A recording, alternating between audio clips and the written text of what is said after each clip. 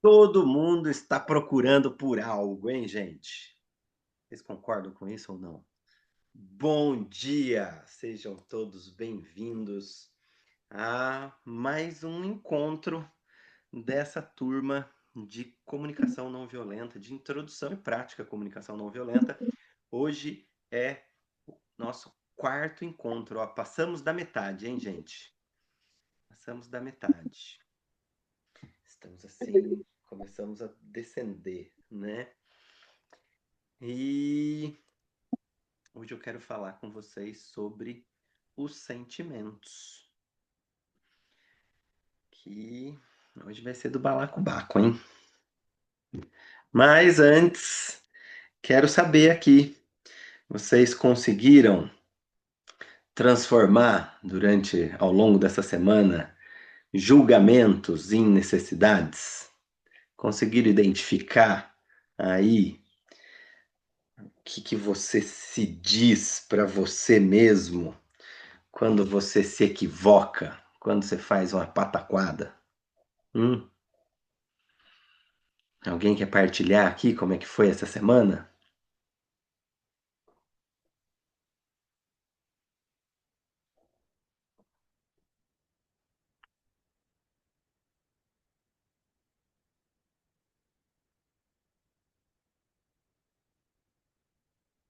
Ninguém, todo mundo quietinho. Ah, eu posso, vai, vamos lá.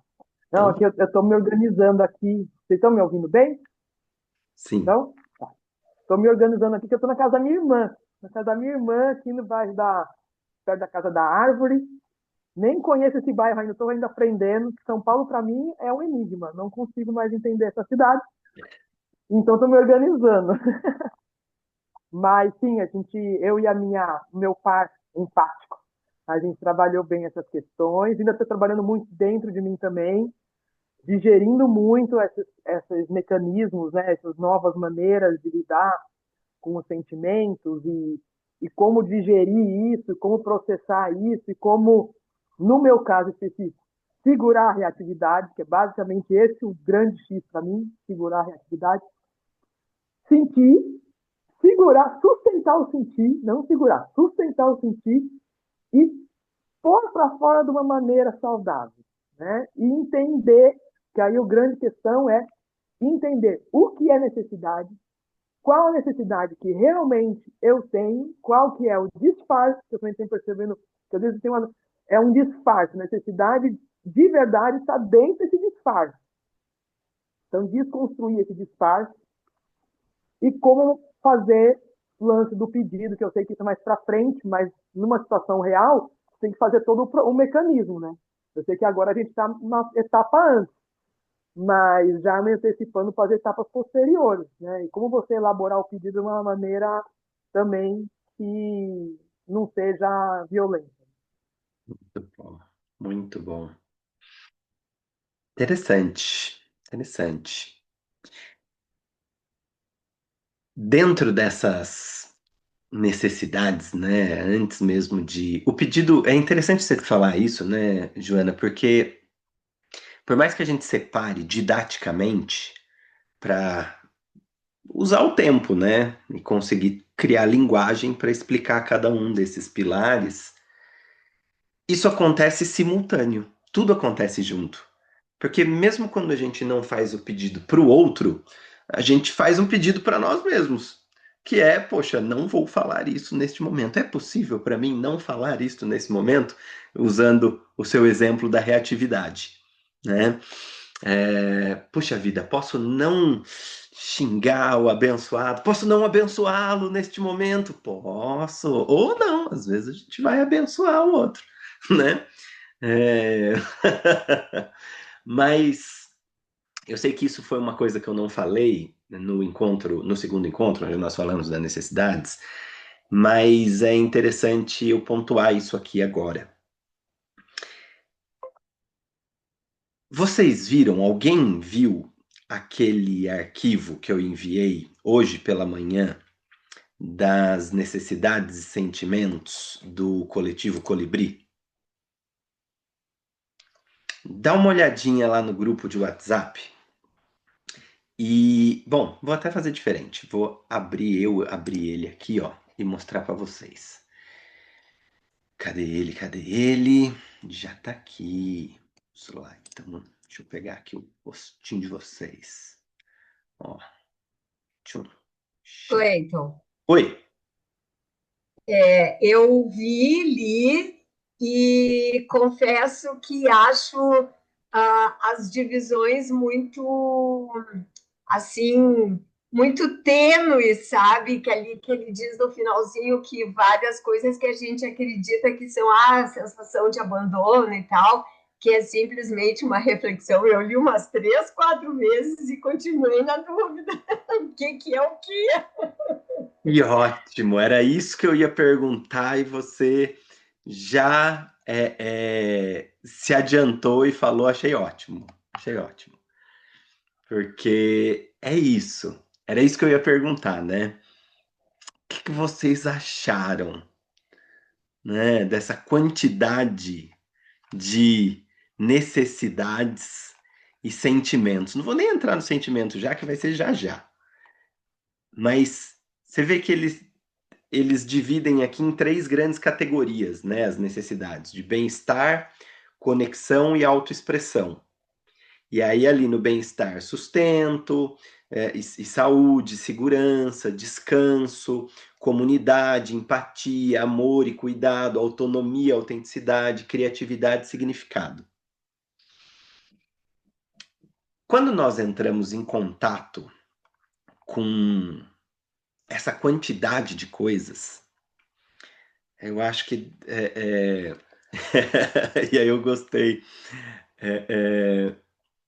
muito dessa fala da Lisete, porque dá uma agonia, né? Você fala, minha nossa, e agora? É tudo muito tênue, é tudo muito misturado, tá tudo muito junto, né?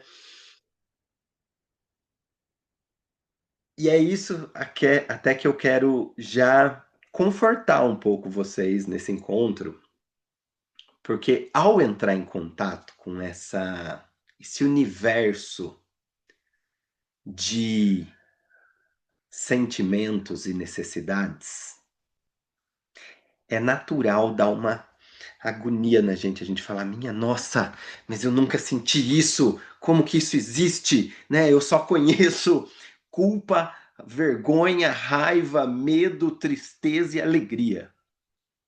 Tudo bem, né? Tá tudo bem. 4 são as maiores necessidades humanas. Se a gente começar trabalhando com essas 4, a gente já consegue assim.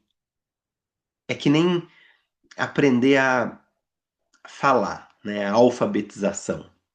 A gente está aqui fazendo um processo de alfabetização emocional. Quando a gente está fazendo a alfabetização, a gente ensina primeiro para as crianças as vogais, não é? E só depois as consoantes. Então, quais são as vogais das necessidades humanas universais? A primeira é a necessidade de segurança. Porque, vê só, medo de morrer, entende? É a integridade física, que eu falei com vocês lá no primeiro encontro sobre os padrões, né, do cérebro, do sistema nervoso, da luta e fuga, porque essa é a principal necessidade humana, a necessidade de segurança. A segunda necessidade, e aí vê só, não tem muito uma ordem de primeira, segunda, mais importante ou menos, eu estou trazendo as 4. Para você pode ser outra ordem. A segunda que eu vejo é a necessidade de se sentir amado. Porque ao atender a necessidade de segurança, ela já vem junto do pacote. A gente se sente amado ao se sentir seguro, ao sentir que uma figura de autoridade nos protege, a gente se sente amado por ela. Percebe? Então, essa necessidade de amor, que a gente vai complexificando ela ao longo do tempo. Né? Em português, a gente tem uma palavra para falar amor, sendo que em sânscrito, por exemplo, são 13 palavras para falar 13 tipos diferentes de amor. Olha só. Né? A terceira necessidade é a necessidade de reconhecimento. Quando eu sou visto, eu sou ouvido, eu sou valorizado, eu sou reconhecido. Me vem na minha individualidade. Eu posso existir, percebe? É o direito a ser quem se é. A necessidade de reconhecimento. Uma dúvida, meu amor, posso Sim, perguntar? claro.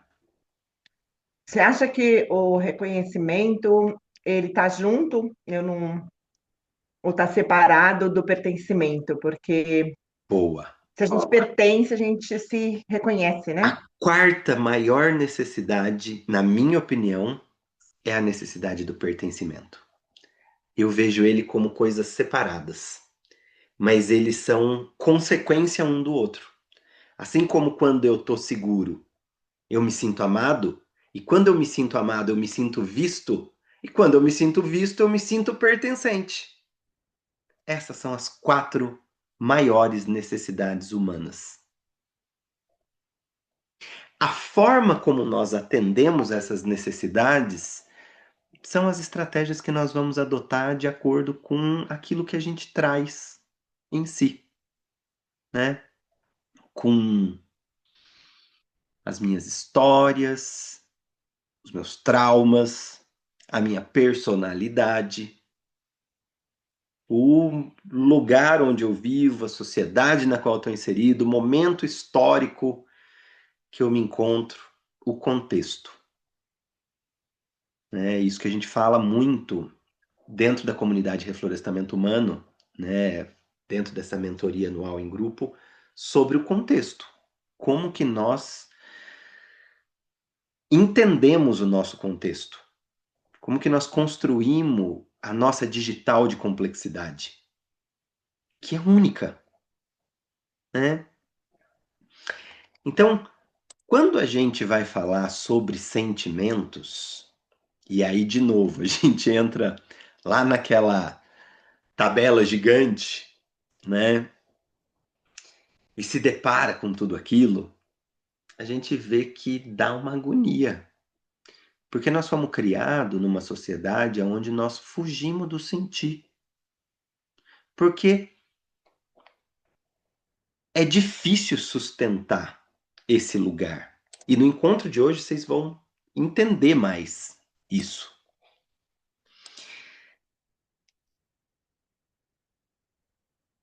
Então o que que a gente faz?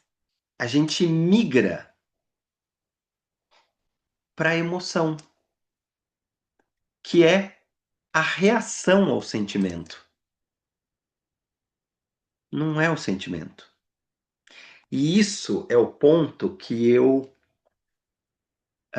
Por isso que eu digo que esse é um ponto que eu trago assim de divergência da linguagem que é usada pela comunicação não violenta, que coloca sentimento e emoção como uma coisa só. Porque a gente vai falar isso para as crianças que estão se alfabetizando, o quê? Olha, isso aqui é uma palavra, mas elas vão ter que entender que palavra é composta por vogal e por consoante. Entende? Então, quando a gente não sustenta o sentir, que é muito difícil, quase nenhum de nós sustenta, e é por isso que, volto a dizer, né? Comecei e não terminei o que eu comecei a falar. dei a volta e não terminei. É por isso que essa é a minha última turma de introdução e prática à comunicação não violenta, porque eu quero, nos próximos grupos, ter a liberdade de poder trazer outras coisas que eu venho descobrindo ao longo da minha jornada, né? E não ficar preso nessa linguagem. Então, a minha próxima turma, já vou contar aqui para vocês de antemão, né, que eu não contei para ninguém isso, acho que comentei lá dentro da mentoria. Vai se chamar Sementes de Diálogo. E aí nós vamos fazer 8 encontros, um por mês, provavelmente, né? Ou talvez um por domingo, durante 8 semanas. Vou ver ainda como que eu vou fazer isso, mas vão ser 8 encontros de 4 horas cada, para que a gente consiga se aprofundar no que a comunicação não violenta traz, usando ela como base, mas trazendo o que eu venho aprendendo do possibility management, da neurociência, disso que eu chamo de reflorestamento humano hoje, né? E isso é uma das coisas que eu quero pontuar aqui, já uma diferença que eu vou estar fazendo lá. Aqui a gente não vai ter tempo hábil para fazer, mas para vocês entenderem. Quando nós emocionalizamos, o que nós estamos fazendo, então, é essa diferença, né, entre emoção e sentimento. Emoção é a reação àquilo que eu sinto. Então, todas essas palavras que estão aí são emoções e não sentimentos. Porque os sentimentos acontecem num lugar de não linguagem. Não passa pelo filtro do raciocínio. Ao emocionalizar, a gente deixa de sentir. Quando eu bato aqui na minha mão, pá, e falo, ai, que dor, né? Quando eu explico para alguém que está doendo, a minha atenção já não está totalmente no meu dedo doendo, percebe? Ela já está na minha cabeça, ela está em um outro lugar aqui dentro de mim. Que eu conto para o outro que eu estou sentindo uma dor latejante. E aí, para explicar para o médico, né, a sensação, eu tenho que voltar para o corpo. Vocês não percebem isso quando vocês vão explicar para alguém o que está acontecendo? Puta, não sei. Deixa eu parar e prestar atenção. Percebe esse deslocamento? Não é porque eu falo, estou sentindo dor, que ela de fato explica o que eu estou sentindo. Como que é isso? É uma dor aguda? Parece que arrancou a ponta do dedo? É latejante? É contínua? É fraca? É forte? Toda vez que eu faço esse exercício de construção de linguagem, eu me desconecto do sentir. Então, é uma relação paradoxal. Porque a gente quer sentir, mas a gente está fazendo um processo aqui super racional e cabeção. De falar sobre o sentimento. Percebe? O limite e o paradoxo.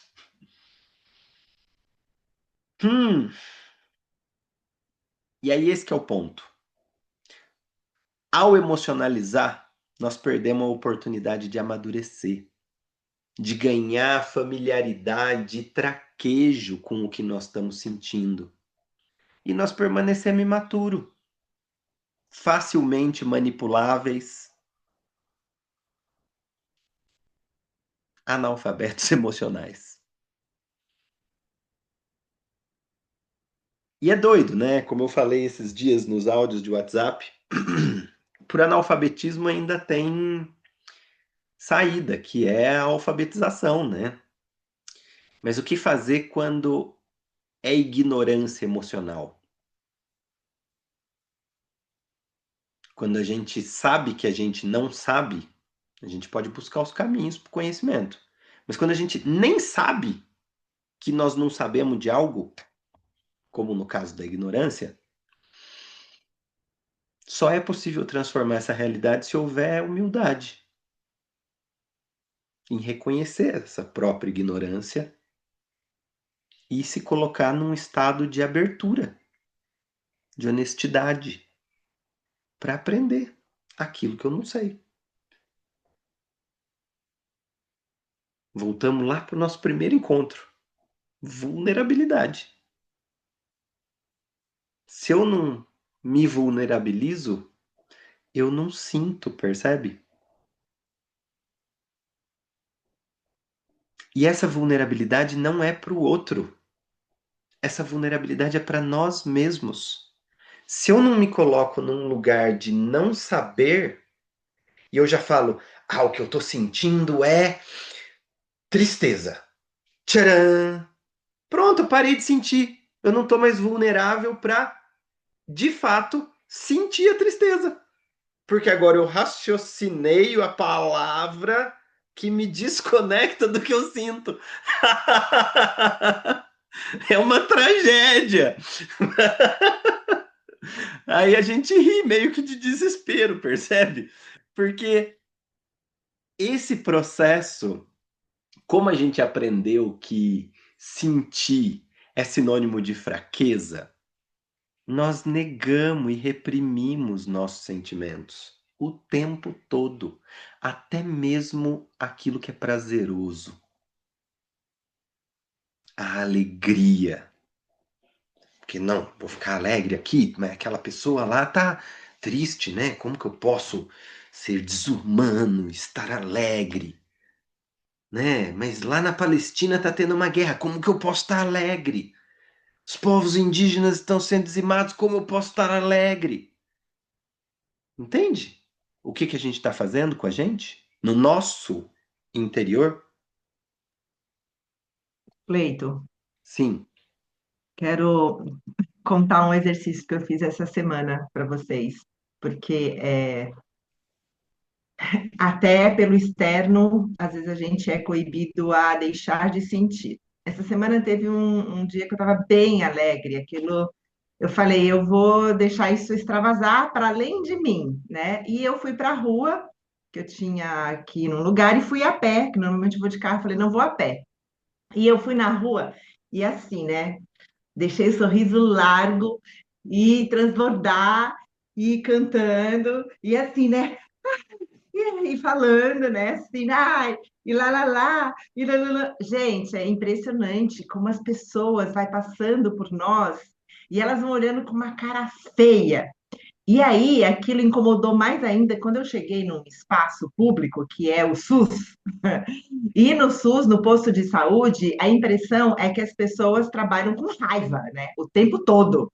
Elas te atendem com raiva, com mau humor, exceto um ou outro, mas o ambiente é pesado, né? E as pessoas que estão lá parece que estão convalescendo pela dor, então aquilo fica tenso. E eu, assim, me senti fora da casa, porque eu, assim, lá dentro do posto de saúde, e assim, e falando com a pessoa, não, porque não sei se quer, não quer, se quer. Gente, as pessoas me olhavam com uma cara feia, que eu falei, meu Deus! Uau.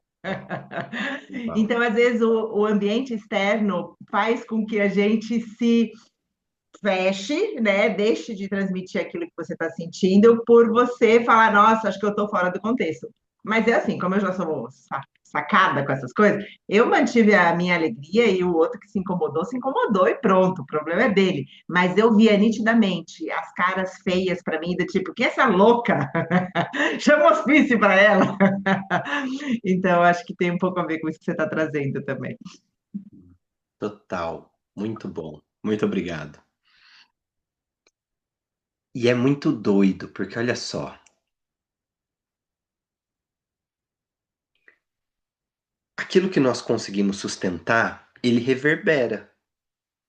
Agora, como o outro recebe, é problema do outro, não é problema nosso.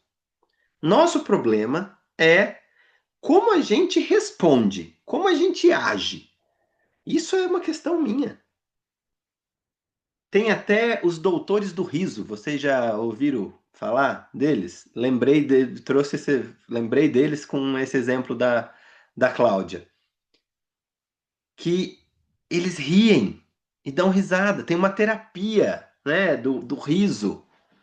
Você dá risada, dá risada, dá risada, até você tá dando risada de verdade. E aí as pessoas ao redor vão olhando. Tem vídeo na internet que mostra isso, a pessoa lá no metrô, não sei aonde, e ri, ri, ri, ri. Todo mundo começa a rir. Mas primeiro gera um desconforto em quem não tá rindo. Entende? Agora, internamente, voltando pro intrapessoal, se eu não tenho domínio sobre o que eu sinto, porque eu nego entrar em contato com isso, eu não sei lidar com isso. E aí, ó o pepino. Ao não ter traquejo, não ter domínio, não saber lidar com o que eu sinto, porque eu nem sei o que é que eu tô sentindo, eu não me permito sentir, eu perco meu arbítrio. Ao permitir que outras pessoas e situações modulem o que eu sinto. E esse é um mecanismo automático. A criança, ela tem um estudo. Eu até vi um videozinho desse esses dias, eu vou mandar para vocês. Ele tá em algum lugar aí, eu vou mandar lá no grupo. De crianças com meses, 5 meses assim, vendo uma situação onde, num cenário tipo de fantoche, uma bolinha vermelha vai subindo a montanha. E aí ela tem dificuldade de subir, aí vem um triangulinho amarelo e ajuda ela a subir. E aí depois ela tá lá em cima feliz, aí vem um quadradinho cinza e empurra ela morro abaixo. E aí oferecem para essa criança de 5 meses o triângulo amarelo e o quadradinho preto. É unânime. Não tem uma criança que todas elas pegam o quadradinho, o triangulinho amarelo, que ajudou a bolinha a subir. A partir dos 8 meses, as crianças não só pegam o triângulo amarelo, como jogam de lado, empurram, agridem de alguma forma o quadradinho cinza. Percebe? Esse é um comportamento aprendido, que já, de certa forma, já é nato. Já nasce com a gente essa necessidade de segurança, reconhecimento, se sentir amado e pertencente. Faz parte do bicho que nós somos.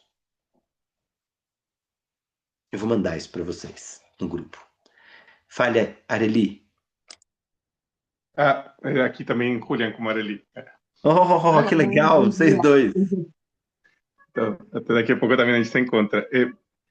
Eu queria dizer que existe a possibilidade também, nesse mesmo exemplo que você está trazendo, de que se ativem os mecanismos pelos quais vai se desenvolvendo a consciência a partir de um espelho, como aquelas estruturas do mundo que me empoderam a ser. Então, que essa associação é como estou olhando ali um empoderamento, estou olhando ali uma coisa que me dá uma possibilidade a mais de ser no mundo, eu vou apropriando isso para mim. E não que a criança racionalize com essas palavras, mas essa estrutura onde eu reconheço algo fora que está empoderado e eu quero me espelhar nisso ali que está empoderado e rechaçar essa outra parte que não está empoderada, por assim dizer. Perfeito. Traduzindo isso para a linguagem das necessidades e dos sentimentos, é isso.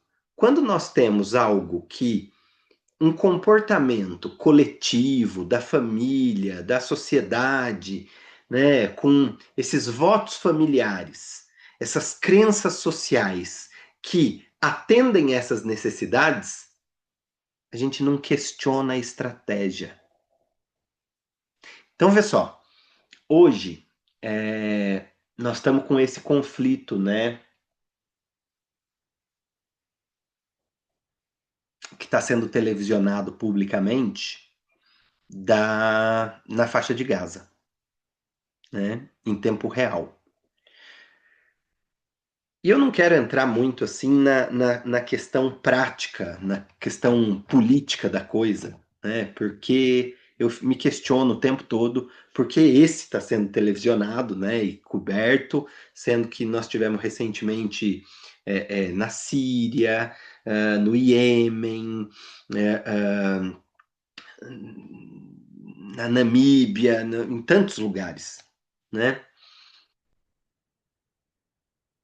Essa tragédia da guerra e do genocídio. Olha, a gente criou uma palavra para falar sobre algo que está perdendo o significado. Porque, na realidade, qualquer coisa que fala sobre algo coletivo não traz o significado para si. Descola a gente da responsabilidade sobre, da forma como eu participo. Então, quando a gente fala o genocídio lá, tá, o que é isso?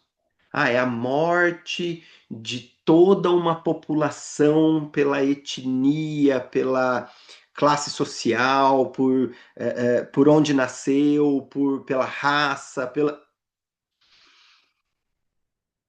Quando a gente pega, e aí voltando, dando essa volta para pegar essa fala que o Julian trouxe.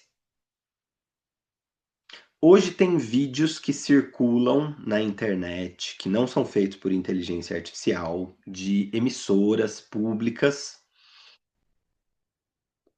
mostrando jovens sionistas, né, de Israel torcendo pela morte do povo palestino. O que é isso que acontece dentro de uma criança, de um jovem, que faz ele entrar nesse estado de paixão, né, de fanatismo, que autoriza a violência contra o outro? Que é o que a gente conversou lá no nosso primeiro encontro. Mas aqui agora a gente começa a juntar peça. Isso. Exemplos e aprendizado de estratégias, a morte do povo, da criança lá que está em Gaza, da mulher, do idoso, de um homem, de uma pessoa que seja classificada como terrorista. Olha o que faz. A palavra classifica e tira a humanidade. E aí isso, por um lado, você desumaniza, porque você se desumaniza, não é você desumanizar o outro. Você deixa de sentir, você trava a sua emoção.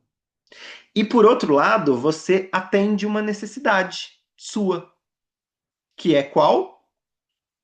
Pertencimento, reconhecimento, amor e segurança.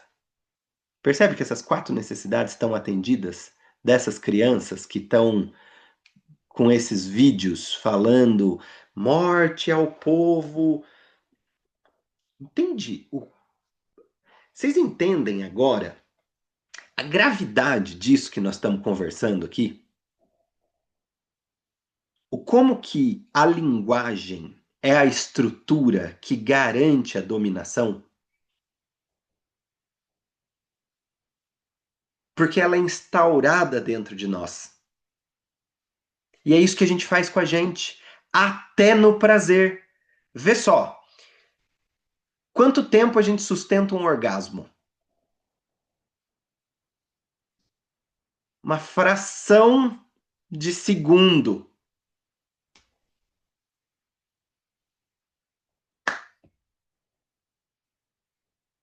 Ah, mas é orgânico. Não é orgânico. Porque existem culturas que sustentam o orgasmo por minutos, horas, dias.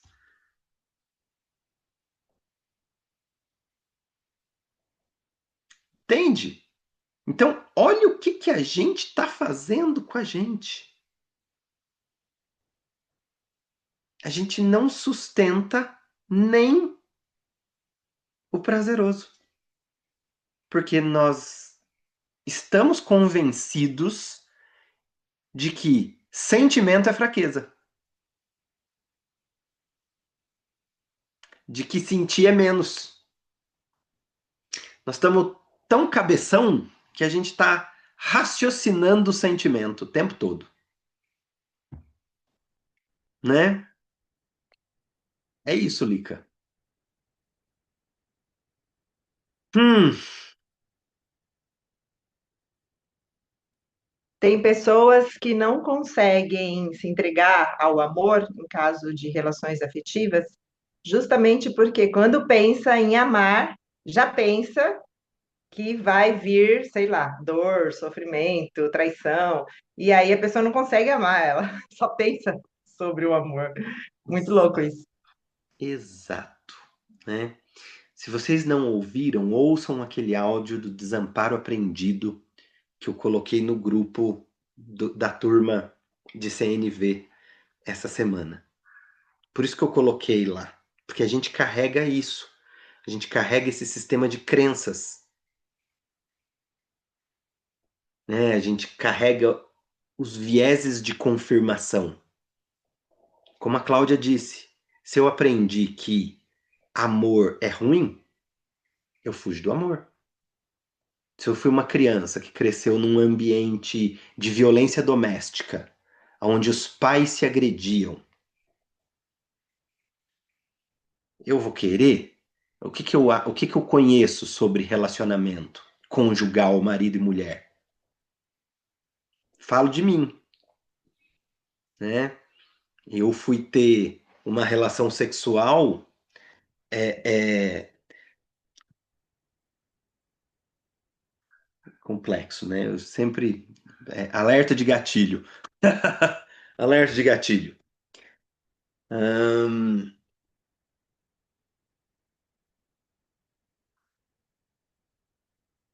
eu fui ter a minha primeira namorada aos 17 anos, mesmo eu tendo relações sexuais a partir dos 6, ou seja, 11 anos depois, eu fui conseguir me relacionar com alguém porque eu acreditava que relacionamento era horrível, porque era isso que eu via dos meus pais. Eu não queria bater na minha companheira, porque foi assim que eu aprendi. Então eu não queria ser marido, eu não queria ser namorado, porque eu aprendi ao ver que o homem bate na mulher. Anos de terapia, né? Para entender que, poxa, não é isso. Então, em uma cultura onde se premia a violência, como que você faz para pertencer, para ser reconhecido, para se sentir amado, para se sentir seguro? Você é violento, percebe? Hum, e aí eu quero até, ó, vou compartilhar minha tela com vocês que eu quero entrar aqui na. Cadê você? Cadê você? Tcharam. Como que eu- Aqui, boa.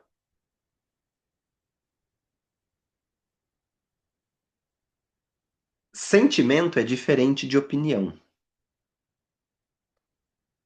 Esse é o ponto que a gente tem que entender e que a gente confunde.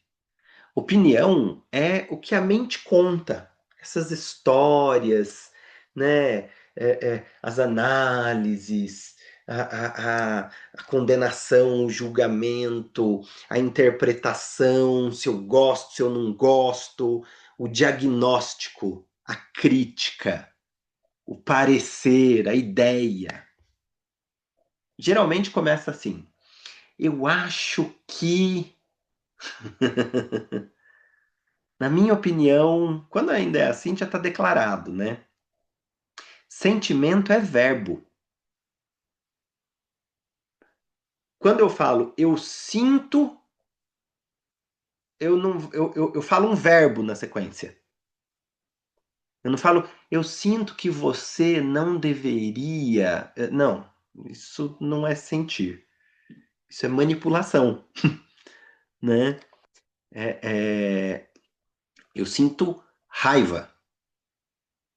Eu sinto recriminação. Eu sinto culpa. Sentir é quando a gente se conecta dentro da gente. E nós usamos os órgãos do sentido, que são muito mais do que 5. Pela medicina chinesa são 46. Olha só que legal, né? O quanto que nós estamos defasado. A neurociência usa 23.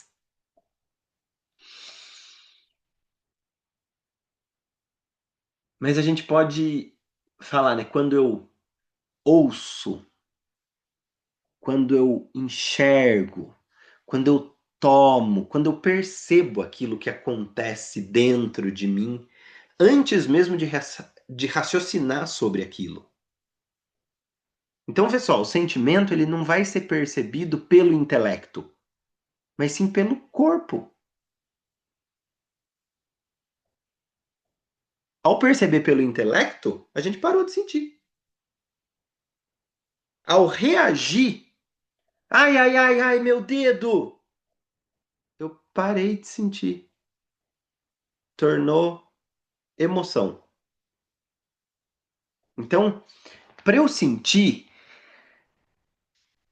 eu preciso de presença. E é por isso que a gente. Esse é o maior obstáculo ao sentir, que é ficar conectado comigo. Parar, respirar e aquietar para poder sentir, para dar espaço para isso acontecer aqui dentro. Senão, eu estou reagindo no automático. Ou emocionalizando, né? E deixando de sentir, ou raciocinando o sentimento. Falando, ai, estou sentindo tal coisa. Por que isso aconteceu? E aí eu relaciono com isso. Parei de sentir. Hum, Quero fazer um exercício com vocês muito rápido. A gente já fez um exercício de expansão do nosso eixo aqui nesse grupo? Não? Eu faço muito em outros grupos, em tudo quanto é lugar, então vamos fazer aqui. Esse é um exercício de retomada da nossa presença. Para o sentir. Não é que a gente vai sentir fazendo ele, mas é que fazendo ele a gente vai parar esse looping da cabeça. Lógico que isso é prática. A gente não sai dirigindo o carro a hora que a gente senta no carro, né? A gente pratica e vai aprendendo. Então eu vou convidar vocês a parar um pouquinho aí o que vocês estão fazendo, a se organizar, se senta. Se preciso for, pede para quem está aí do seu lado 3 minutinhos. Não vai ser mais do que isso, né? Para que a pessoa te dê espaço. Esse é um exercício que eu chamo de ancoragem e expansão do centro de energia. Ele ajuda a gente a trazer a presença de volta para o corpo, tirando ela da nossa cabeçona. Então, ó, põe os seus pés no chão, sente o contato do seu corpo com aonde você está sentado. Sente a sola dos pés tocando o chão. Se preciso for, se ajusta a sua postura. Fecha os olhos para buscar trazer o foco para dentro, tirando os estímulos visuais. Presta atenção na sua respiração.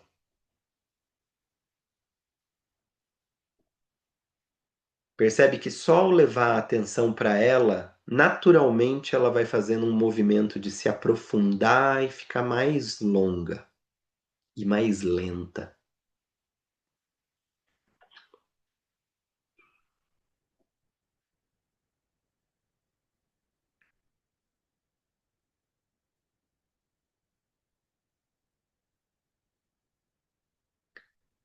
Percebe o seu centro de gravidade, o centro de energia no seu corpo, que fica no teu diafragma, 4 dedos acima do teu umbigo.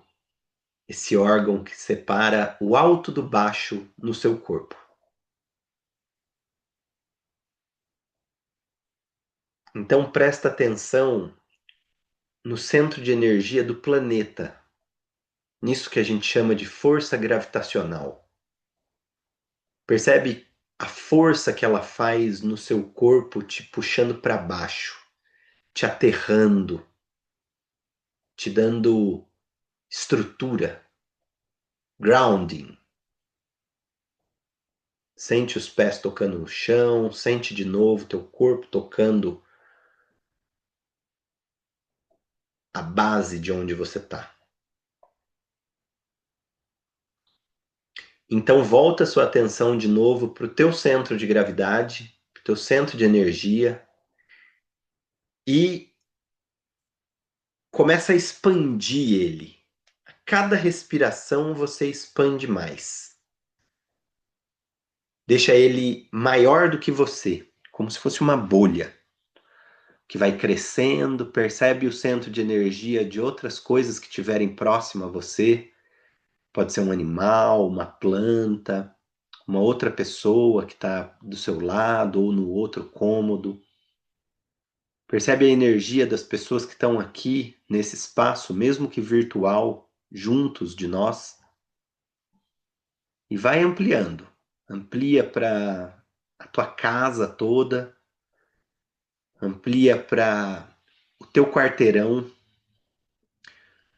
o teu bairro, a tua cidade, a tua região, o teu estado, o país inteiro. Vai ampliando como se você estivesse dando um zoom out, indo cada vez mais longe, longe, percebe o mundo e abre o olho imediatamente e rompe a prática e volta para cá. Em súbito, pum, abre o olho e volta. E percebe o seu estado de presença agora e antes de fazer essa prática. Mudou alguma coisa?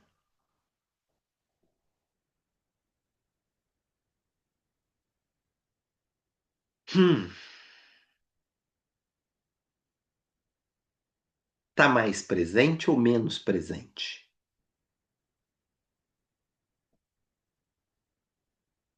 É possível perceber mais coisa agora ou menos coisa? O que que a gente percebe mais e o que que a gente percebe menos?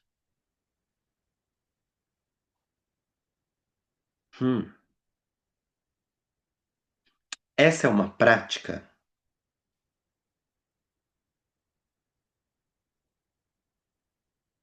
que pode ser usada a qualquer momento.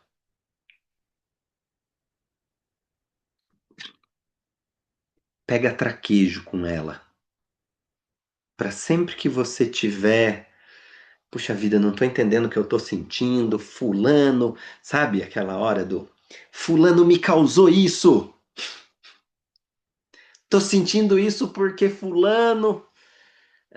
Para, faz essa prática. Respira.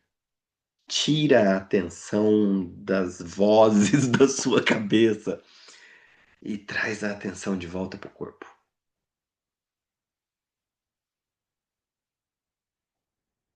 Esse é um espaço que, com a prática, permite a gente ficar quietinho e sentir melhor. Ou se eu não posso ficar quietinho e eu vou, ao encontro de alguém, preciso dar uma resposta e tal, ajuda muito. Embora que existem coisas muito mais simples ainda que a nossa mãe ensinou pra gente, talvez até sem saber,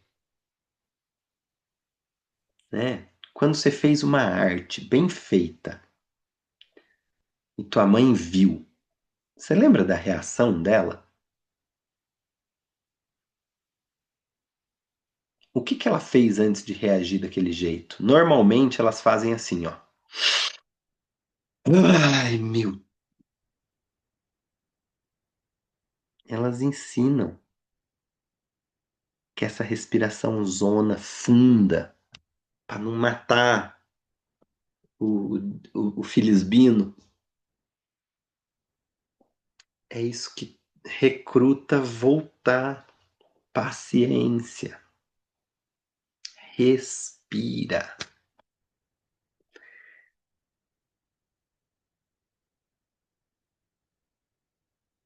Pode falar. Opa. Você quer falar, Maria? Seu microfone está desligado. Pera aí, deixa eu abrir aqui. Oi. Agora abriu. Bom, Cleiton, eu tenho uma técnica minha, pessoal, quando eu sinto que eu não estou bem, mas eu não sei por que que eu estou sentindo aquilo. Essa técnica eu vou buscar, seja 1 hora, 2 horas, o dia inteiro, mas a partir do momento que eu encontro o que foi que me aborreceu, ela vai embora. Me sinto muito bem. Isso, para mim, tem um valor incrível. Por isso que eu quis passar isso para vocês, né? Boa. É isso. O que nós precisamos fazer é entender o que está gerando, né? É sair dessa história de que, de alguma forma, o outro causa o que eu estou sentindo. O outro nunca causa o que eu estou sentindo.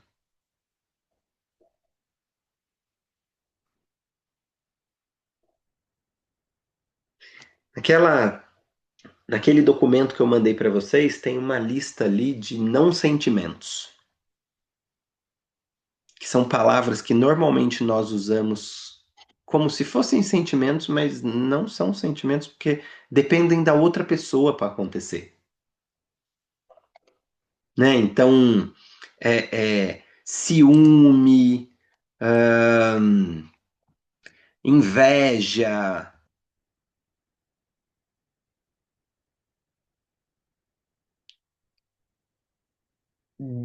tô me sentindo desconsiderado, atacado, ameaçado. Não, posso estar me sentindo com medo, percebe?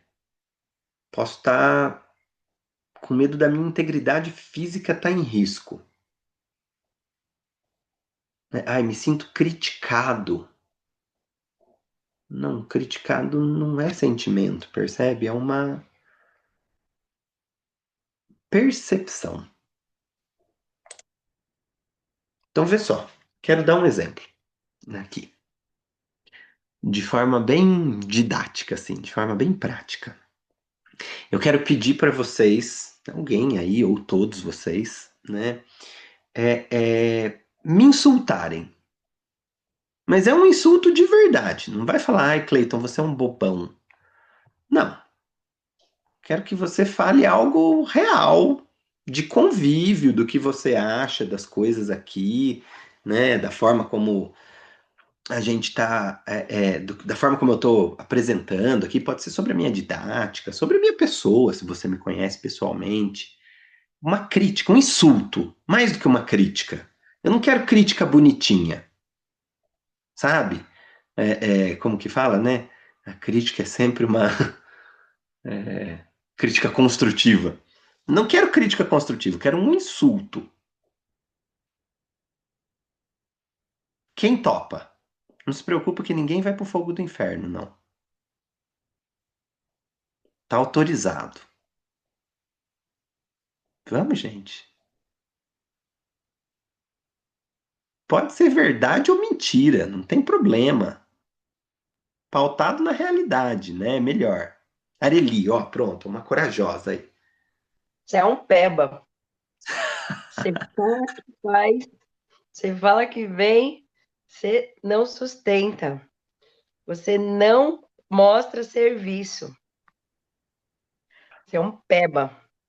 É um peba. Você não sustenta, você não mostra serviço. Ó, eu posso interpretar essa fala da Areli de diferentes formas, né? Eu posso interpretar essa fala sendo o que ela realmente é, né? O que que ela disse? Que eu sou um peba, que eu não sustento e que eu falo que vou e não vou, né? Então, se eu achar que isso que ela falou é verdade e eu me contar essa história, que eu combino as coisas e não faço, que eu falo que vou e não vou, que eu não sustento o que eu falei, eu vou me sentir culpado. Percebe? Se eu, de alguma forma, isso impactar minha relação com ela diretamente, e eu projetar para fora essa culpa, eu vou me sentir envergonhado. Eu vou falar, uau, ela descobriu que eu sou peba. E agora? Entende? Se eu interpretar que a Areli foi rude comigo, foi grossa, onde já se viu, ela não tem o direito de falar isso pra mim, eu vou sentir raiva da Areli. Eu vou projetar a raiva na Areli. Eu vou falar, não, isso é um absurdo! Não admito que você fale assim comigo. Se eu discordar, né? Se eu interpretar como mentira, porque, vê só, eu fui atleta há muito tempo, que peba nada, ela nem sabe do que ela tá falando, né? Pô, essa semana aí pedalei 91 quilômetros já, tô aqui na minha pegada e tal. Eu vou tratar com indiferença, eu vou sentir indiferença, percebe? Então, aquilo que eu sinto nunca é causado pelo outro. Aquilo que eu sinto é causado pela forma como eu percebo o que o outro me trouxe, como eu recebo o que o outro está me dando. A minha responsabilidade é de dar a minha resposta. E não da resposta do outro. A resposta do outro está mergulhada em todo o conteúdo que o outro traz. Percebe?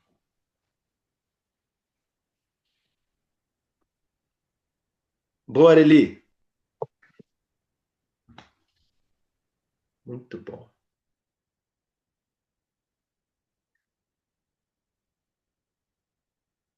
Vocês entenderam isso, gente? Ficou alguma dúvida? Isso é muito importante. Isso talvez seja a coisa Muito. mais importante de toda a CNV. Eu estou amando a aula. Eu tinha colocado até uma crítica para cá do que eu estava sentindo no curso e essa aula está reconfigurando todo o curso de um jeito que faz total sentido para mim. Só que ali fica uma dúvida que eu sinto que até a dúvida tem uma constituição errada, porque minha dúvida é qual que é a mentalidade que a gente precisa manter na frente dessa fala honesta ou ferinte, como daí ferir, qualquer coisa dessa fala do outro, que é do outro, para pegar para nós desde nós e não desde o outro. Eu entendo o conceito, mas eu não sei se dá para perguntar o mecanismo, não sei nem como dá para perguntar isso, mas eu estou querendo trazer essa dúvida, como incorporo isso para mim e coloco dentro de mim essa conclusão que você está trazendo, que eu concordo. Boa, boa. Ótima pergunta. Isso é prática. Vê só. Não tem receita de bolo, né? Mas existe um lugar que é comum a todos nós, que é entender o autojulgamento, em primeiro lugar. Porque se eu não entender o autojulgamento, eu não vou entender quando automaticamente eu estou fazendo isso com o outro e respondendo o outro a partir das minhas dores, das minhas necessidades não atendidas. Entende? Nesse sentido, a gente pode dizer que nosso sentimento, acima da fala do outro, é uma articulação entre a fala do outro e nossa autocrítica interna, né? Uh, Exato.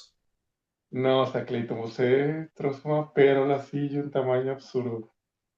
Isso tira a. E aí é por isso que eu ensino esses exercícios de inversão.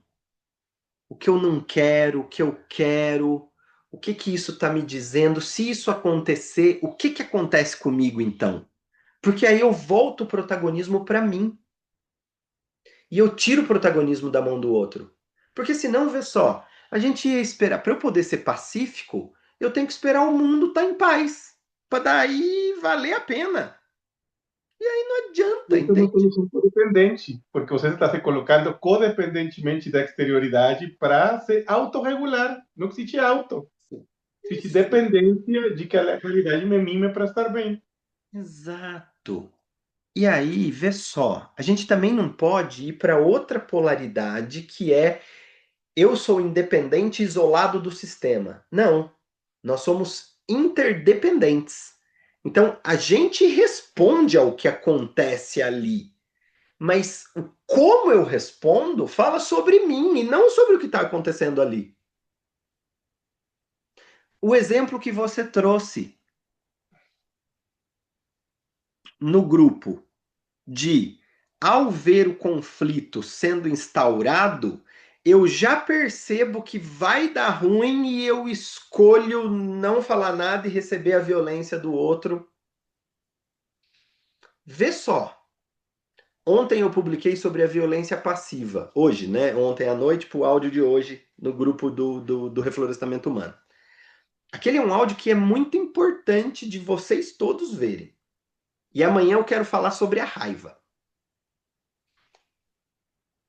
Que é o direcionamento dessa energia. Quando eu recebo a violência do outro, passiva, querendo me enganar, me ludibriar, e eu não dou limite, aquilo continua em mim. E eu carrego aquilo. Aí acontece de novo em uma outra situação com uma outra pessoa de forma parecida. E eu, de novo, não reajo porque o meu, né, viés de confirmação, porque isso que a Cláudia trouxe, né, do desamparo aprendido, eu não quero entrar na briga. Aí eu vou acumulando, acumulando, acumulando. Chega uma hora que eu parto para violência física. Alimentada por toda uma violência passiva de um monte de situações que eu não dei limite. Enquanto aquilo era daquele tamanho. Agora eu dou limite de um tamanho gigante. Erro na dose por não ter traquejo com o que eu sinto. A criança vem e fala: Papai, papai, eu quero. Ô, meu filho, tô ocupado, não posso agora. E aí a gente não fala, não fala, não fala, não fala, não fala, não, para um monte de coisa. De repente, ao invés de eu usar 5% da minha raiva para dar limite no meu filho e falar: olha, agora o papai não pode, você fique para lá por 10 minutos que eu te respondo, eu uso 40% de raiva na criança. Poxa, eu já falei para não vir aqui enquanto eu tô ocupado.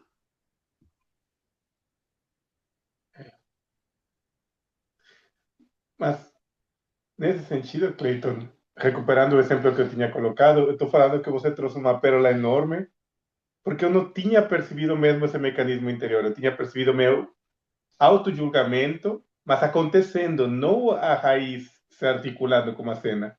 O que eu estou querendo dizer é, eu já me acho trouxa inconscientemente, tendo uma atitude do taxista que faz eu acreditar que ele está fazendo de trouxa, eu me sinto mal e não consigo reagir porque eu estou falando, ele está confirmando o que eu sou. Esse mecanismo não tinha chegado na consciência. Eu sei que ainda vai ser um desafio confrontar ele, porque vou ter emoções quando aconteça na realidade, em outras ocasiões.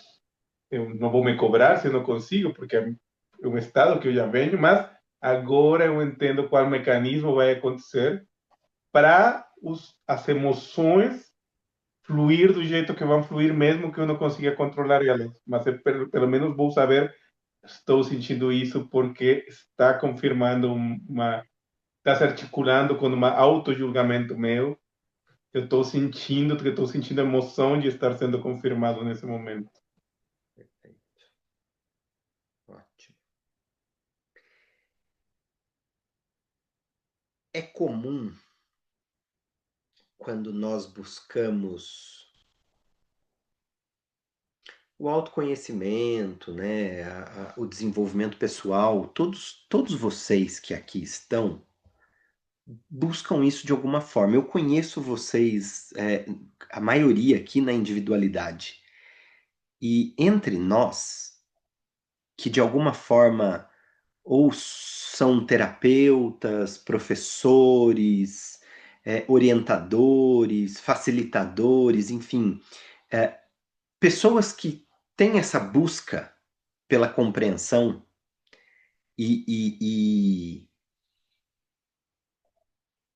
ajudam os outros e esse exercício de contribuir com os outros, da doação compassiva, nós temos uma coisa em comum que eu vejo acontecer até mais do que no restante das pessoas, que é julgar a si mesmo por julgar a si mesmo. Entende? Porque você sabe o mecanismo, você entendeu, e aí você se pega lá falando, putz, eu sou mesmo um fracasso. Sou burro mesmo, né? Onde já se viu? Olha eu aqui de novo errando. Né? Nós precisamos entender que nesse mundo ninguém é perfeito. Como eu brinco sempre, nem o prefeito é perfeito. Não. Nós vamos precisar aprender fazendo, com a prática, errando e não acertando. Porque ao acertar, tá tudo bem. Não tem reflexão nenhuma. Entende? O aprendizado ele não é completo, ele só é repetido. Porque olha só, deu certo, né? Então vamos continuar fazendo. Não tem o ditado? Time que se ganha não se mexe? A gente vai aprender quando a gente erra. Porque aí a gente vai parar. Olha só a ação, né? Parei. Eu vou refletir, fazer uma reflexão, vou flexionar sobre aquilo de novo, né? E aí eu vou ver o que deu certo, o que não deu certo, o que eu posso fazer diferente. E aí eu vou, né, tentar de novo.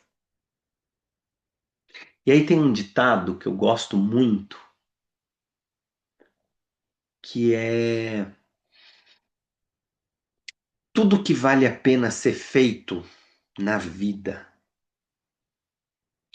vale a pena ser feito mesmo que precariamente. As coisas que realmente valem a pena sabe? Tá junto dos amigos, ter uma conversa com o pai, com a mãe, profunda sobre as questões existenciais, sair com os amigos, dançar com quem você gosta. Todas essas coisas que realmente são importantes na vida precisam ser feitas, valem a pena ser feitas, mesmo precariamente, mesmo pisando no pé do outro, mesmo falando algo que a gente se arrependa e a gente refala depois. Entende?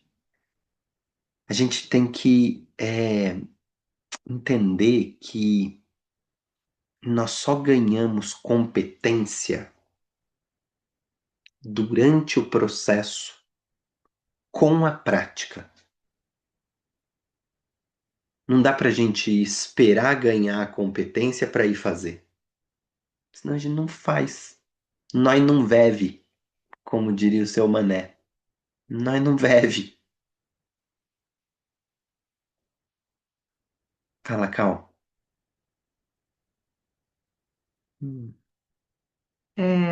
Isso que você trouxe me fez lembrar que eu era muito reativa antigamente, quando eu recebia alguma crítica, como exercício que você fez agora, né? E eu observo que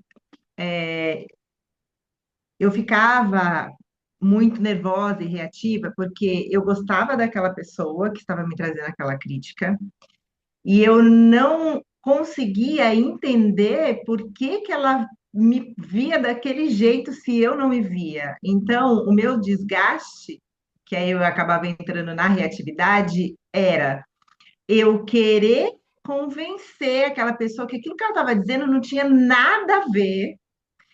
E aí eu ficava argumentando para que ela pudesse entender exatamente como eu pensava, ou eu sentia, ou, enfim, desdizer aquilo que ela estava dizendo. E a questão dela me ver daquele jeito me feria, porque eu falava, nossa, ela está com uma imagem péssima. Então, para mim, era como eu perdendo também o amor e o valor e o reconhecimento daquela pessoa. Olha quanta coisa que eu era dependente, né? E aí o meu exercício foi bastante desafiador, assim, no meu processo de autoconhecimento, porque eu realmente era muito reativa. Eu já queria logo me defender e falar, não é isso, como assim? E me desgastava tanto eu ter que convencer o outro que não era nada daquilo. E aí eu ficava chateada, ficava magoada, ficava me sentindo rejeitada, não amada, enfim, né? E o meu caminho mesmo do autoconhecimento foi, primeiro, sair dessa reatividade, né?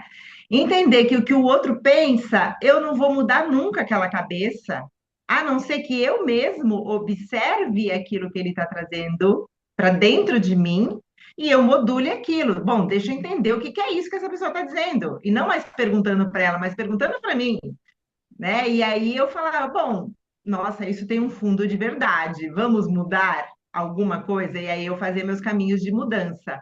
Ou quando eu via que não tinha sentido nenhum, ou talvez era um ponto cego, ou realmente não tinha a ver comigo, é, eu comecei a silenciar, a não bater mais boca, né? E a me acolher, tipo, ó, a pessoa acha isso, eu vou fazer o quê? Já que eu não mudo essa cabeça, deixa ela pensar assim. E se por isso ela deixar de gostar menos ou mais de mim, tá tudo bem. Eu vou ficar aqui comigo e vou tentar, né, fazer esse acolhimento. E aí eu fui mudando e assim, hoje a minha família até brinca, né, que essas críticas normalmente vêm muito de família, né, irmãos, é bem próximo, né? Um círculo E próximo. aí, hoje, a minha postura com eles, tipo, primeiro que eles quase não fazem muito mais crítica, porque também eu tô num outro lugar, né? Mas ainda assim, quando vem alguma coisa, eu escuto. O máximo que eu falo é, vou pensar sobre isso que você está me trazendo. E realmente eu penso mesmo, né? Mas eu não entro mais em campo de guerra. Eu saio. Então as pessoas falam: Nossa, brigar com você é difícil, hein? Eu falo: É, porque eu não brigo, eu não quero brigar, né? Eu quero paz. Então eu acho que foi interessante isso para que você trouxe, porque me fez relembrar também, né? Do como eu estava e como eu estou agora e também falar para mim, ai, que legal, né? Que salto quântico, que bom, né?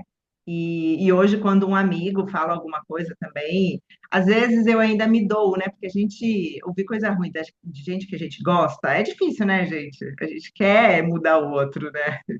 Mas é isso, a gente não muda nada, só a gente mesmo, né? E fazer esse acolhimento é importante. Boa, boa. E, de novo, essa mesma coisa vai acontecer a nível intrapessoal, quando é de mim para mim mesmo. Porque, vê só,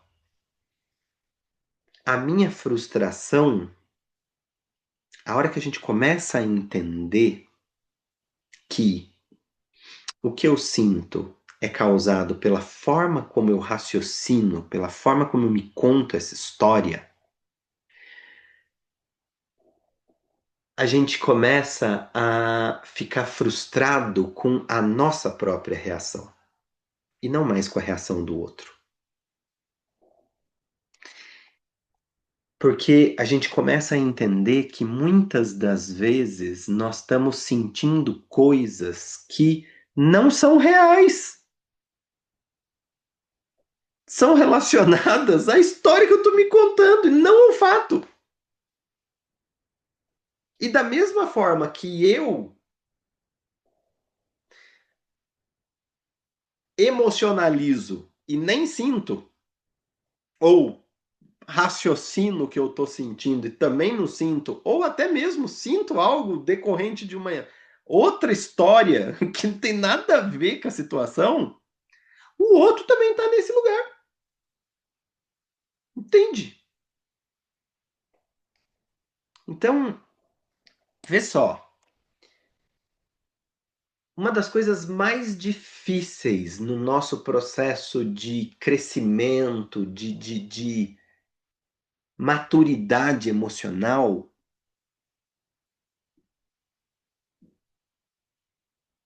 é ao sentir uma coisa e saber que essa coisa não é verdadeira, ter a força para agir de acordo com aquilo que a gente sabe que não é verdade. Mesmo sentindo algo que não é verdade. Né? Então, vou voltar lá no exemplo do eu não me sinto amado. Olha para o seu redor. Qual que é o fato? As pessoas que te cercam, elas não estão te amando de verdade?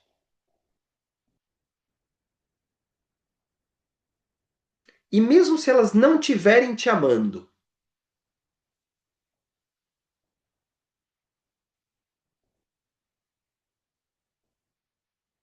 haja como se você estivesse sendo amado. Se ama. Percebe? É a mesma resposta para, mesmo se as pessoas estão me amando, mas eu estou me sentindo como se eu fosse não amado, eu ajo como se eu estivesse sendo amado.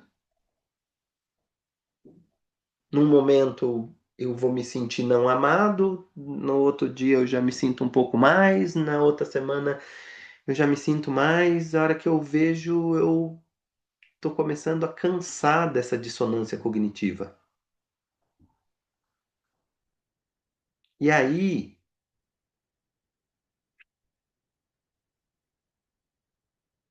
eu paro de ver a miragem como se ela fosse real.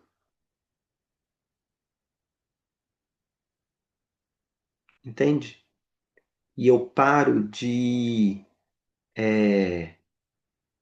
ignorar os nãos que eu venho falando para mim. Eu consigo não me engatilhar mais com o não que eu recebo do outro, como se fosse uma negação a mim, como se fosse um eu não sou amado. Eu começo a alinhar as minhas ações com o que eu sinto, com o que eu raciocino. A gente vai fortalecendo o eixo.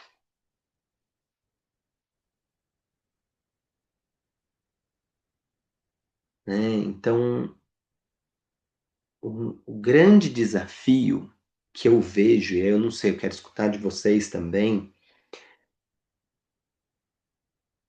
mas é frear a reação. Né? É parar esse impulso de eu tenho que falar agora, porque senão eu vou perder a oportunidade, esse arrombado me fez tal coisa, morde a cabeça. Né? Para isso, a gente precisa parar e lembrar do ensinamento da mamãe, da vovó.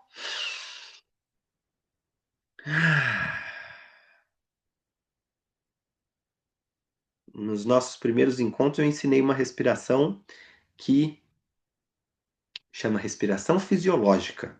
Ela reseta o emocional. Né? Inspira fundo, a hora que não cabe mais, dá uma travada, expira mais um pouquinho e solta o ar pela boca de uma vez. Faz isso 2, 3 vezes. Fala para a pessoa, me dá só um minuto que eu preciso respirar. Fala pro filho, 1 minuto que eu preciso pensar, senão eu chuto a sua bunda. Né? E busca essa história que você está se contando, que necessidade é essa que você está buscando atender. Direciona o raciocínio para perceber o que está acontecendo e não para ficar diagnosticando você, o que você está sentindo ou não, se contando outra história. Entende? Direciona ele. O que é isso? Que necessidade é essa que eu não estou atendendo? Nossa! Putz! Entendi que é a minha necessidade de reconhecimento. Eu queria que. Poxa, não, eu queria ser reconhecido por ter coerência, né? Por falar que eu vou e vou. Eu não queria ser reconhecido pelo outro porque eu falo que vou e não vou. Que necessidade é essa? Entende? A partir daí, eu consigo entender, puxa vida, tô sentindo outra coisa. E não aquilo lá que eu estava engatilhado. Né? Durante essa semana, eu quero convidar vocês a fazer de novo. Eu ia chamar a gente para fazer agora, mas não vai dar tempo. Porque eu quero fazer um outro exercício ainda antes da gente sair, que é um exercício de direcionamento da raiva, para vocês entenderem isso no corpo e registrar fazendo. Então, quem tiver aí perto, uma toalha, um pano, uma toalha é o mais legal. Eu esqueci de pedir isso para vocês antes. Devia ter pedido. Algo que você consiga enrolar e torcer. Boa. Isso aí, Cal. A Cal já conhece esse exercício que eu sempre dou ele, porque esse é o meu carro-chefe, né? Do meu pocinho de raiva interna. Cleiton, Oi. por que tu não dá um segundinho para a gente buscar uma toalha? Vão buscar. Vão buscar. Assim eu Tá. faço um xixi também. Então, em 1 minuto, nós estamos de volta. Vamos lá. Leito, eu tenho a guia aqui do meu cachorro, serve? Como... Ela é dura? É dura. Serve. Boa. Você tá no mato, né? Você não vai conseguir buscar a toalha. É, Serve. Boa. Eu já volto.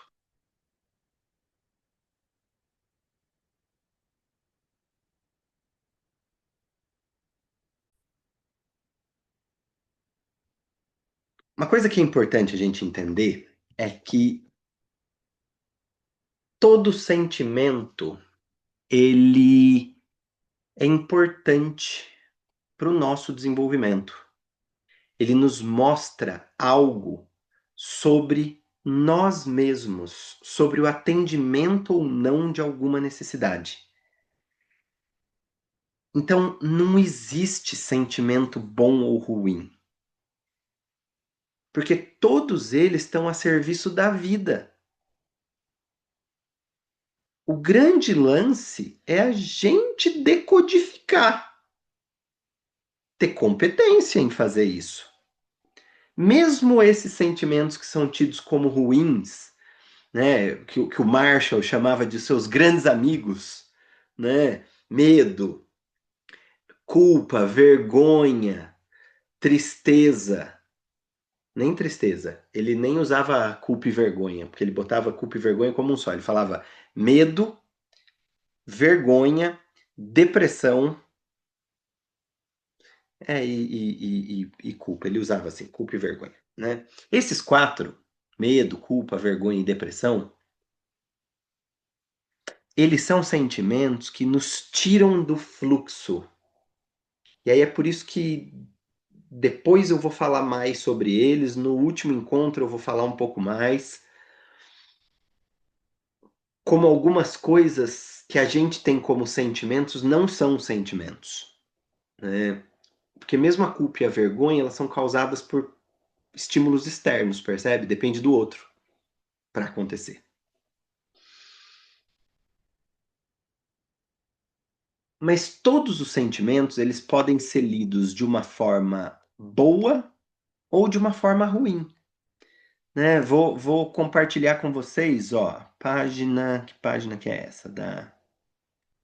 Aqui, vamos lá. Aqui, ó. Página 39 da apostila. Eu gosto muito dessa. Quando a gente está presencial, essa dinâmica eu faço ela com pedacinhos de papel, com post-its. E a gente embaralha tudo e dá um massinho desse para cada um dos grupos que se formam. E pede para as pessoas irem colocando na ordem o que elas acham. Então, o azul é o sentimento em si, o amarelo é como que a gente interpreta esse sentimento. Então, vou dar o exemplo aqui da raiva, que é o que nós vamos fazer esse exercício. Então, por que eu fico com raiva de algo? Porque eu interpreto aquilo como tá errado, né? Tá injusto, isso não pode ser assim, né? Que ruim, né? Que tá errado, tá errado. E aí existe um lado sombrio dessa interpretação, mas existe também um lado luminoso. Então, qual é o lado sombrio da raiva? Eu quero matar, quero destruir quem me gerou raiva. Mas existe um lado luminoso, que é, com a raiva eu tenho um nível de compreensão, de clareza. Falo, nossa, ó, que é um nível que a gente já não tem na tristeza, por exemplo. Na tristeza você não tem compreensão. O lado luminoso da tristeza é a aceitação. Quando eu sinto tristeza, luto, falo, nossa, não queria que isso tivesse acontecido, que pena. Ai, me conto essa história da perda. Qual que é a sombra? A passividade, a inação. Mas existe uma luz na tristeza que é a aceitação. Vê só, os artistas que fazem músicas das mais lindas fazem falando da tristeza, né? E assim por diante, né? Poderia falar dos outros, mas não vou entrar muito. Vocês têm a apostila aí. Olhem depois também essa bússola, essa mandala das emoções, que ela é muito interessante também, né? Ela divide em 6 categorias assim, e aí ela vai tirando é, como chama isso? Um sentimento que vai saindo do outro, assim, né? Vai virando.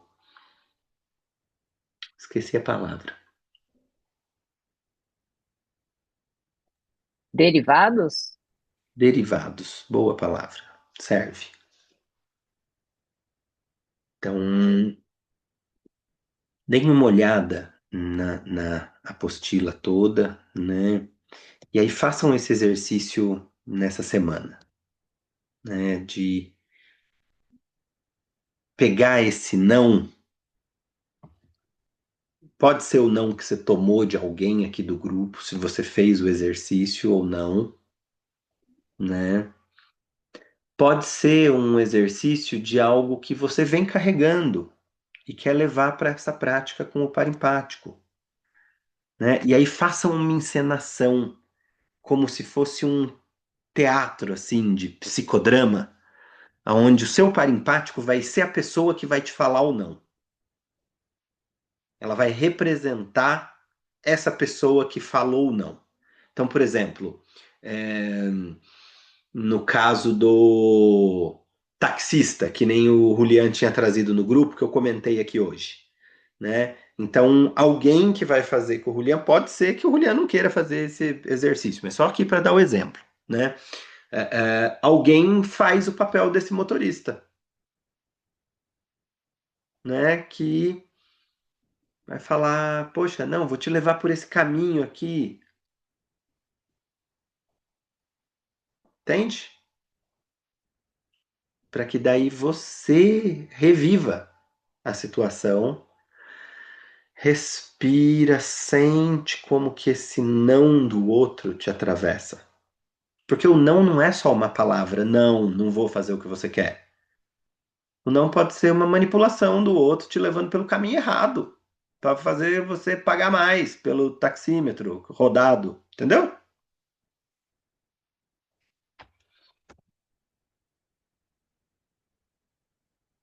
O que nós vamos fazer agora é um exercício rápido. E aí eu quero até checar com vocês antes aqui, se todo mundo topa, nós já passamos 4 minutinhos, se todo mundo topa passar mais uns 10 minutinhos. E aí a gente... Tudo Minha bem? carona pro TM vai passar daqui a uns 20 minutos. Tá. Então 10 minutinhos, se precisar sair, tá tudo bem, viu, Rê? Tá? Obrigada. Vai, eu vou acelerar aqui. Então vamos lá. Pegaram as toalhas aí na mão? Joia. Enrola a toalha um pouco para dar uma tensão, uma certa tensão. No tecido que você tiver na mão. Pode ser a guia do cachorro, né? O meu gorro aqui. Isso. E sente, ó. Sua mão tá relaxada? Não, né? Porque você tá tensionando o negócio. Então, até quanto você consegue tensionar e doer a sua mão? Muito, né? Às vezes vai ter que soltar e tensionar de novo, ó, pra gente dar o 100% desse negócio. Vai ter que torcer e fazer uma força danada, né? A força já sai da mão, vai pro ombro, vai pro braço, vai pro pescoço, né? Então solta ele tudo. Solta, né? 0% de raiva. A gente não nem tá pegando esse negócio, né? Porque 0% estamos com zero. Quando você chega lá na casa da Dona Maria, você foi fazer uma visita e você acabou de almoçar. Sabe aquele dia que você come um negócio assim que você tá meio indigesto, que ele não desceu direito, a comida tá aqui assim, ó. E aí você chega na casa da Dona Maria fez queijo, passou café, quer te dar um bolinho de, sei lá, um negócio que você não come. Calabresa, ó, eu não como porco. Chego na casa da Dona Maria, eles mataram um porco e fizeram torresmo. E a Dona Maria chega e fala assim: come, meu filho, fiz pra você. Você tá muito magrinho, precisa comer, ó, pra ficar bonito e forte. Como que você dá limite na Dona Maria com 0% de raiva? Ó, vou usar 0% de raiva para dar limite na Dona Maria. Ô, Dona Maria, não quero não, obrigado, já comi. Sabe o que a Dona Maria vai fazer? Vai me entrochar torresmo, né? Então vamos lá. 5% de raiva com a Dona Maria. Não, Dona Maria, obrigado. Eu já comi em casa, tô satisfeito. Ô, filho, come! Aqui é uma desfeita se você não comer. Fiz pra você, se não vai comer, vai fazer essa desfeita. 10% de raiva na Dona Maria. Ô, Dona Maria, eu sei que a senhora gosta de mim, mas eu não vou aceitar. Eu já comi. Ô, filho, come! Ó, a raiva dela é maior que a minha, percebe? Como não? Você vai fazer essa desfeita? 20% de raiva na Dona Maria. Vou, Dona Maria, porque eu não como porco. Eu agradeço, mas eu não quero. Já fica fácil, Dona Maria, passar de 20% de raiva e me entrochar? Ó, já tô vendo gente se esticando aí no negócio, né? Né? Então vamos desenvolver um pouquinho de traquejo com a raiva? Traz Ela a... ajuda a alongar a toalha também. Perfeito, perfeito. A raiva ainda ajuda a alongar. Muito boa utilidade para raiva, né? Vamos lá, vamos ter traquejo com essa raiva? Ó, 10% de raiva na toalha. 10% de raiva? Nossa, bicho, eu nem força direito eu faço na toalha, né? 15, 20. Aquela energia já de não para dar um bloco, né? Não vem aqui não, não me entrocha torresmo que eu não quero. 20%, ó. Tá. Você consegue dar 30% de raiva na toalha? Então dá. 30%, ó, já tive que dar uma enroladinha. Aonde que já tá 30% de raiva no teu corpo? Já saiu da mão. Quando eu tinha dado não para Dona Maria, ela tava na minha mão, assim, no meu braço, né? Agora já tá subindo aqui, né, pro ombro. 35%. Hum, eu já falo diferente com vocês, ó. Mesmo abaixando esse negócio. Hum, 40%, vai. 40. Beleza. Você consegue para 50? 50% minha raiva já tá no meu pescoço, na minha sobrancelha, no trapézio, no maxilar, na bunda. Ai, caramba, né? Solta esse negócio agora e me fala, o que que você faria com essa energia que tá no teu corpo, viva aí em você? Você consegue dar não para aquele desinfeliz que tá passando do limite com você, com essa energia que você tá agora? Você consegue parar aquela situação de agressão que você recebeu? Você consegue falar um não interno para você de algo que você vem fazendo e não quer mais fazer? Consegue levantar do sofá e sair fazer exercício naquele dia de preguiça? Nossa. Sim, total. Boa. Fale. Essa impossibilidade de dar não é porque a gente não está se permitindo sentir raiva, está suprimindo a raiva. Pode ser uma Por das isso coisas. foi passar de 0 a muito, porque tampa de panela de pressão. E aí, olha só, se eu tenho para atender a minha necessidade de reconhecimento, pertencimento, amor, segurança, eu aprendi que eu não podia sentir raiva, A hora que eu tô na vida e acontece uma situação e eu não sinto a raiva, eu não deixo ela passar, eu não consigo dar não pro outro.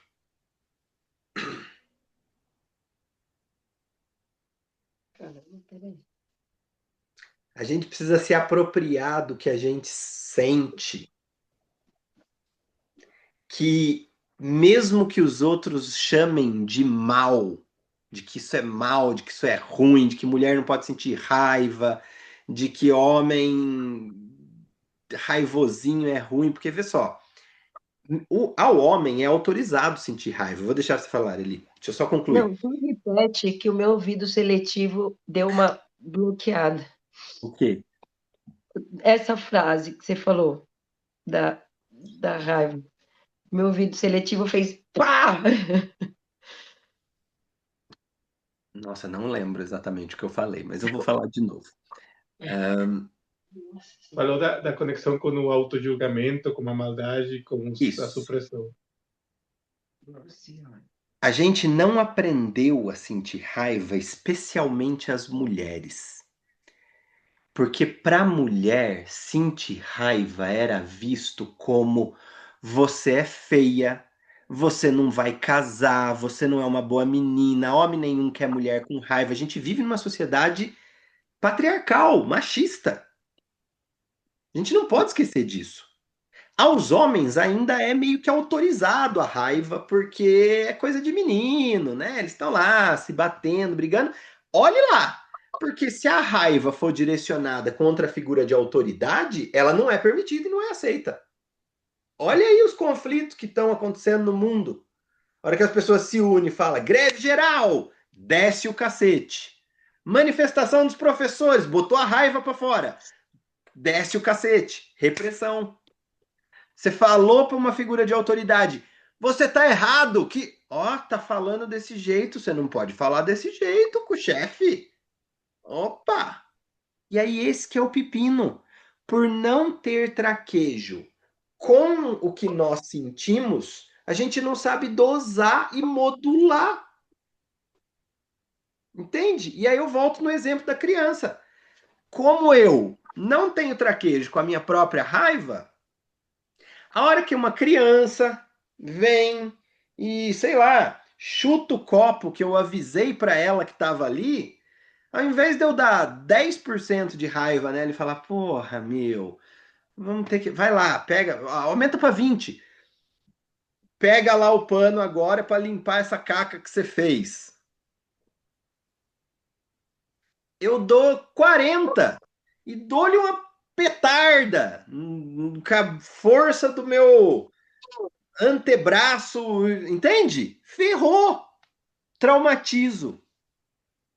Porque eu não tenho traquejo com o que eu sinto. Eu dou um tiro na cara de quem pensa diferente de mim. Eu bato na mulher que não transou comigo porque eu queria, porque eu não sei lidar com a minha frustração. Eu mando o chefe tomar no cu e perco o emprego porque eu não consegui administrar aquela coisa que estava dentro de mim. Não que eu não vá mandar o chefe tomar no cu porque ele está sendo violento e tal, mas eu posso fazer isso de forma íntegra e não reagindo, percebe? É totalmente diferente. Às vezes eu escolho, chego e falo, fulano, vem aqui, mas eu não faço isso publicamente. Eu chamo fulano no canto e falo assim, eu já fiz isso uma vez com um colega meu de turma uma vez. Falei, fulano, vem cá, deixa eu te falar. Vai tomar no seu cu, velho. Ah, como assim? Eu falei, isso aí que você fez é um absurdo. Sabe? Vai tomar no meio do seu cu, velho. Porque, olha, inclusive, tomar no seu cu vai fazer você combater o seu machismo. Você vai descobrir prazer na sua próstata e sair desse processo falocêntrico que você tá, que não tá dando bom. Tá impactando todo mundo aqui. Vai tomar no cu, velho. Você ri, né? Mandei. Mas aí eu mandei não de um lugar de reatividade, É que isso é libertador, Cleiton, fazer isso às vezes. É necessário. sabe? Sem agressão, claro, né? Mas, tipo, extravasar a voz, deixar a voz E às vezes também colocar o mesmo a limite. agressão vai chegar num ponto, e aí esse é o ponto que eu tenho uma divergência com a comunicação não violenta, porque a comunicação não violenta, ela parte do ponto do mundo ideal já acontecendo. Então nós seremos não violentos sempre. Mas a não violência, ela tem que ser uma escolha. Assim como a violência tem que ser uma escolha e não automática. Porque se em um momento alguém quiser me subjugar, eu posso escolher reagir de forma não violenta e sofrer as consequências. Tomar um tiro na cabeça, ou fazer um jejum e combater o sistema dessa forma, igual Gandhi fez. Uma escolha. Uma escolha. Aonde eu entendo que a minha ação reverbera no todo e o propósito a qual eu tô comprometido é maior do que eu enquanto indivíduo. Isso é uma escolha. Isso é totalmente diferente de eu ser passivo e não reagir porque eu tô querendo buscar ali o reconhecimento, o pertencimento, ser a boa menina, né? Não sentir raiva porque, entende? Ou, da mesma forma, agir na violência reativamente.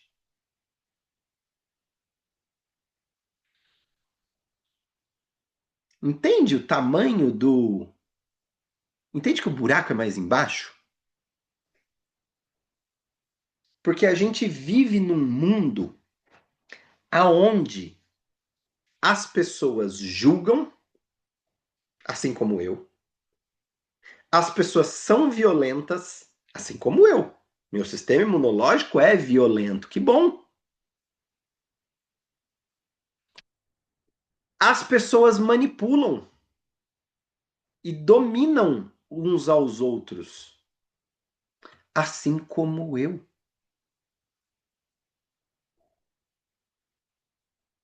Eu preciso ter consciência disso.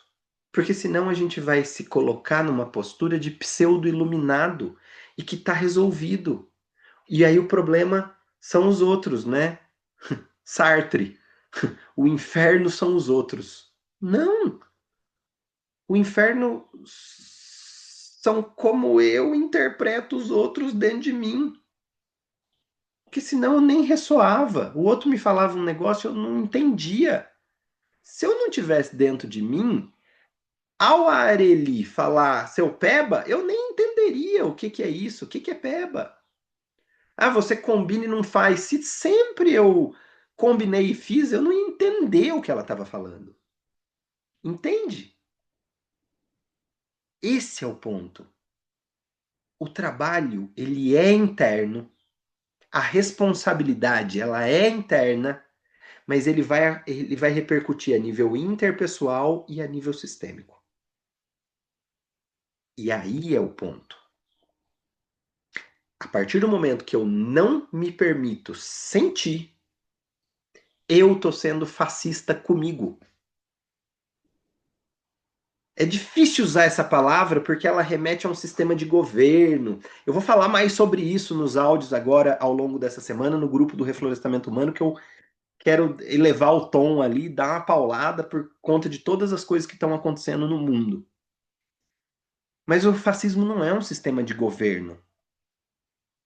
O fascismo ele acontece dentro do indivíduo quando, ao negar e reprimir algo que eu sinto para atender as minhas necessidades, eu recalco e eu tiro da mente consciente e eu jogo no inconsciente. E aí, quando eu vejo alguém fazendo aquilo, porque eu não vejo mais em mim, nos meus comportamentos, é como se eu procuro óculos, e não, de repente eu visto óculos, mas eu continuo procurando óculos. Tudo passa pelo filtro do óculos que agora está na minha cara. Mas como eu continuo procurando óculos, e agora eu recalquei, seja a minha sexualidade, as relações de poder, que são todas em termos de punição e recompensa, seja a propriedade que a gente tem sobre o outro, sobre os corpos, as relações, poderia falar 1000 exemplos. A gente recalca, não enxerga mais.